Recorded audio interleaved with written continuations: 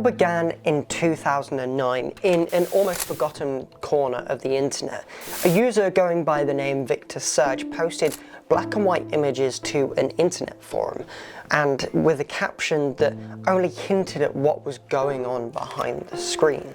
So let me take you on a journey and show you how such simple images can become a cultural phenomenon.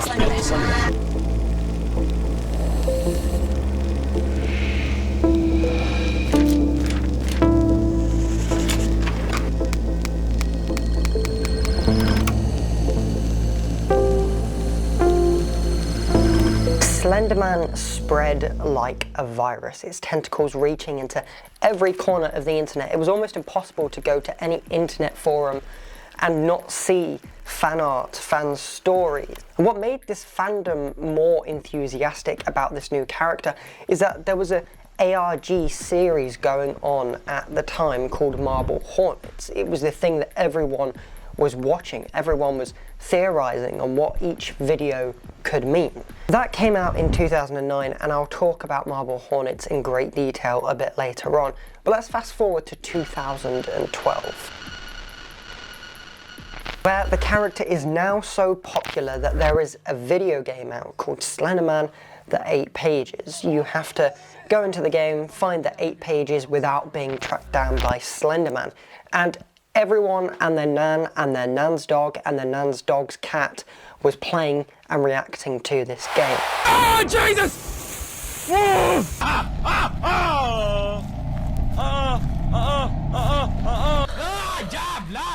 What the fuck? But the age of innocence was quickly souring. Yes. Hi, sir.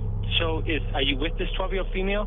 Yeah, she says she's having trouble breathing. She said she was stabbed multiple times. Stabbed multiple times? Yeah. Okay, sir, are you with her right now? Yes. Is she awake? She's awake. Is she breathing? Yeah, she's breathing. She said she can take shallow breaths. She's alert.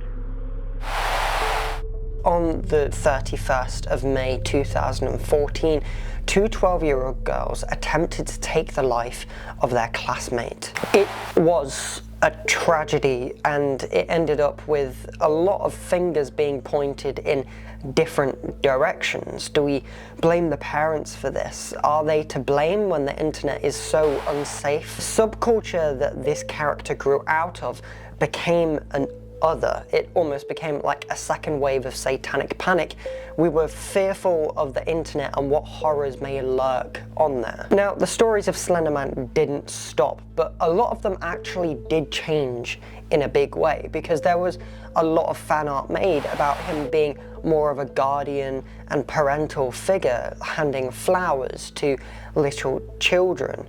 He was given a girlfriend at one point and a daughter. I remember there specifically being pancakes involved, or it might have been waffles. Not only this, but Slenderman stories were not the only way that you could write within this universe. There were also Proxies, which are basically self-insert horror stories, where you could create a traumatized character and then link it into the Slenderman universe and have it be part of this grander story. I don't think I went a single Halloween in the 2010s without seeing a really, really bad Slenderman cosplay that was just a onesie with no texture whatsoever.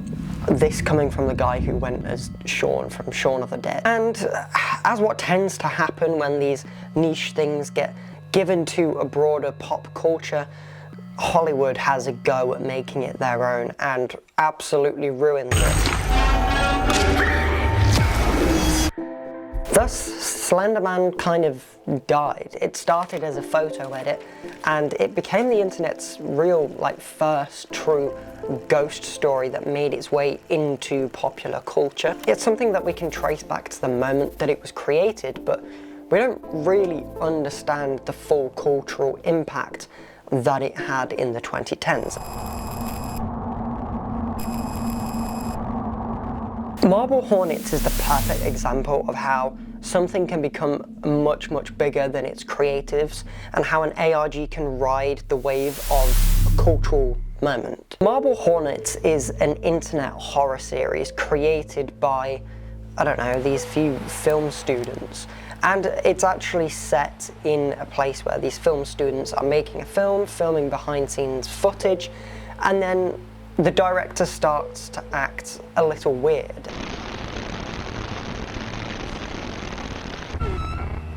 And then the tapes just kind of stop. Years later, the director's friend posts them to the internet with very little editing. It's still grainy footage. There's nothing really to link it together apart from the few short notes that he gives when he uploads them. Not only this, but there was a second channel called To The Ark that started posting as well. It posted more cryptic stuff, and it was a lot creepier than the original Marble Hornets channel. The main thing about it that it really understood was that it never confirmed anything. It never called it Slenderman, never called any of the people that it, you know, brainwashed Proxies. All we knew was what was on those tapes. Every answer that we got spawned 2 new questions, and that's what made it better than the rest of them. That's what every good horror must understand.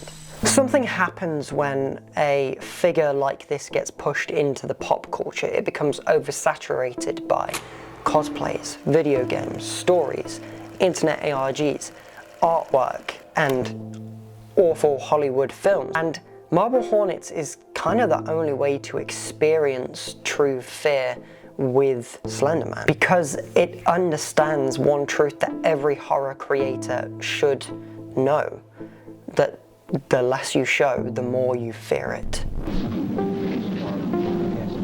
Every cult leader is incomplete without their followers, and Slenderman is no different. Early days of the fandom, it was clear to people that Slenderman would have these people that he would brainwash into doing his bidding. Whether they knew fully, consciously what they were doing or not is a question I'll go into later on, but he wasn't the only one doing these things. Now, the idea of a mysterious supernatural figure kind of corrupting young children into doing their bidding and losing their innocence in a way is not a new idea, but the way that this fandom and this culture interpreted that is what's really important here. See, once you open this up to a community and an environment that literally its sole purpose for being created in the first place was to copy and paste ideas and take inspirations and copy forth stories to one another, you end up with a lot of fan fiction. You end up with characters like The Observer, who are from The Collective, which are like this cult. You've got Firebrand. Kate Haynes, she was the character from the first game, and then she became a proxy. Stan Friedrich. Is Stan Frederick? What made the proxy myth so powerful was that it invited anyone to step inside it. Writers, gamers, artists. He wasn't just a monster anymore. He was an ecosystem, and these stories were a proof of his reach. This environment that talks about mental health in not really a great way and infantilizes this character that ultimately is a villain can create some undesired effects. And I started to count again. When I was 5 feet away, I said, now, go ballistic, go crazy, stab, stab, stab, stab, stab. But what followed was confusion. How could these 2 12-year-old girls commit such an unspeakable act and claim it was for a character that is undoubtedly fictional? To understand that, you have to look at the environment that the internet was at the time these stories were being written. It wasn't governed or monitored the way that it is now. The strict guidelines and rules and algorithms that everywhere has now just weren't a thing back then, which gave each horror story the unsettling feeling that it may turn out to be true, despite the clearly fictional elements. In Morgan's case, a psychiatrist testified that she suffered from a diminished ability to separate imagination from reality.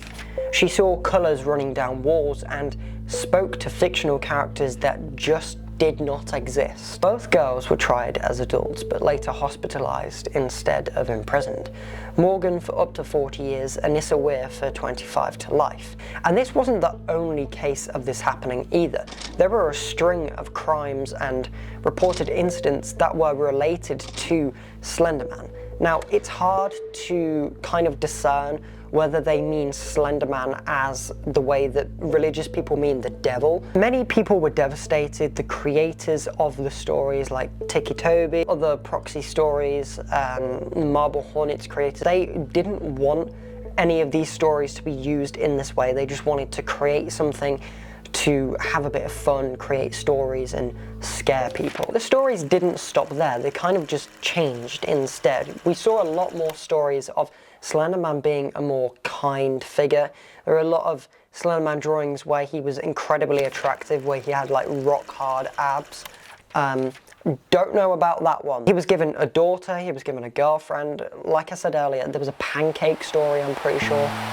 I think it's ironic that the character started out as this faceless figure for us to project our fears onto, then a cultural moment forces the rest of society to do exactly that. It wasn't just a symbol of the horror community's success, but also its biggest pitfall.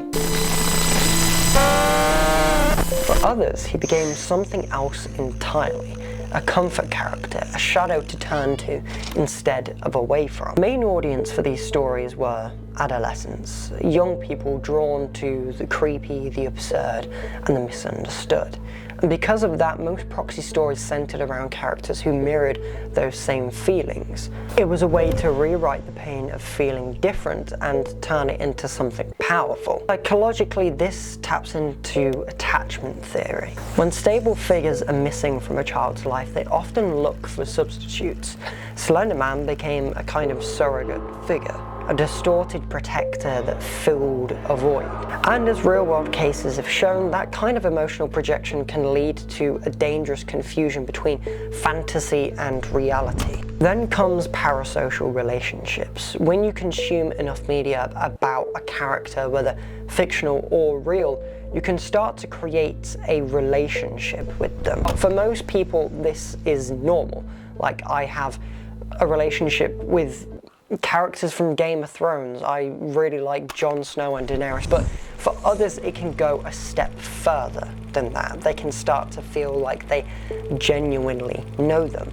And when you factor in the fact that you can write yourself into these stories of people and add to this universe with this character in, it can create something a bit dangerous. You project your need for validation, friendship, or safety into that world, and the creature you feared at 12 becomes your comfort character at 14. Each person's vision of their character becomes their very own and the only one they accept, forcing them into a kind of echo chamber.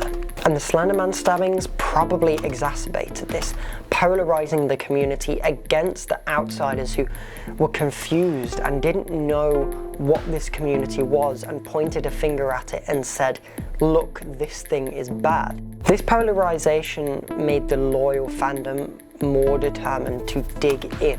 When you combine these psychological frameworks, attachment, parasocial bonds, projection, and isolation, with the very real struggles of mental illness or neglect, you get something potent. Not a story about a monster, but about how lonely people build worlds to survive, and sometimes forget how entrancing that escapism can be. It's no secret that because of the demographic that these stories are aimed at, that these stories tend to latch on to something that may be a bit toxic.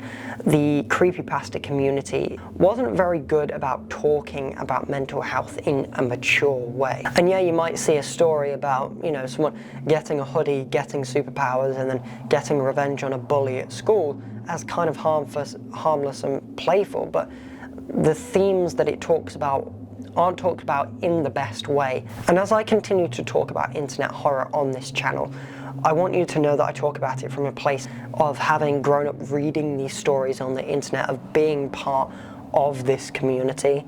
But I also know that there's something that we can probably learn from it as well.